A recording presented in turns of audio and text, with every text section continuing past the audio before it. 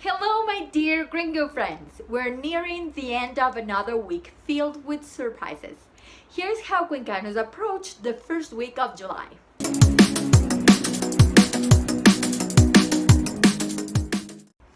Remember how in previous editions we talked about the corruption of overpriced medical supplies? One subject of investigation was the prefect of Guayas, the one who was under house arrest. Because of the scandal 2 weeks ago, a petition was made for his release. But this past Monday, he died from a sudden cardiac arrest. His daughter declared that the doctors were unable to use electric shock treatment to revive him because the police did not authorize the removal of his ankle monitor. The name of the prefect was Carlos Luis Morales.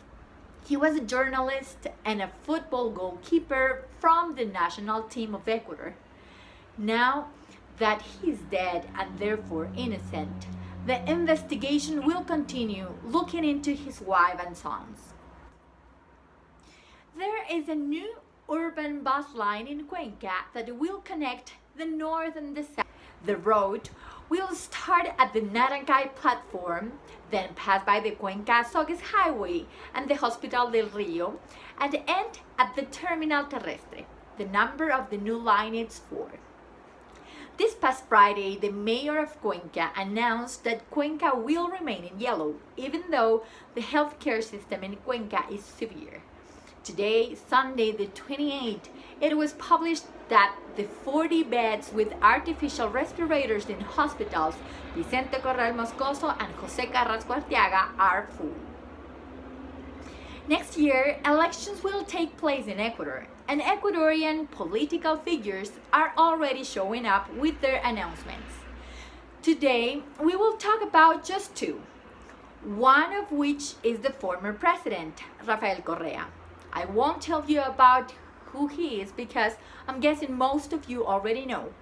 This past Thursday, the 25th, he announced that he intends to run for vice president. But the path forward for him may be difficult due to him being convicted from first-degree bribery after his administration. The other politician that made news this week is Jaime Nevote. Nebot is a lawyer and politician. Back in 1990, he won a seat representing Guayas province in Congress. At that time, while a parliamentary session was being broadcast on television, Nebot began shrieking hysterically at a fellow congressman, saying some things like, "Come here so I can urinate on you, you insect son of blah blah blah." I don't want to repeat this. Police had to stop Nebot from physically assaulting his opponent. It seems that is what Ecuadorians like, because afterward, in 1992 and 1996, he ran twice for president of Ecuador. Although he did not win, he received enormous support from the Guayas region. Later, in 2000, he was elected to serve as mayor of Guayaquil, which has been Ecuador's largest city. He served for 18 years.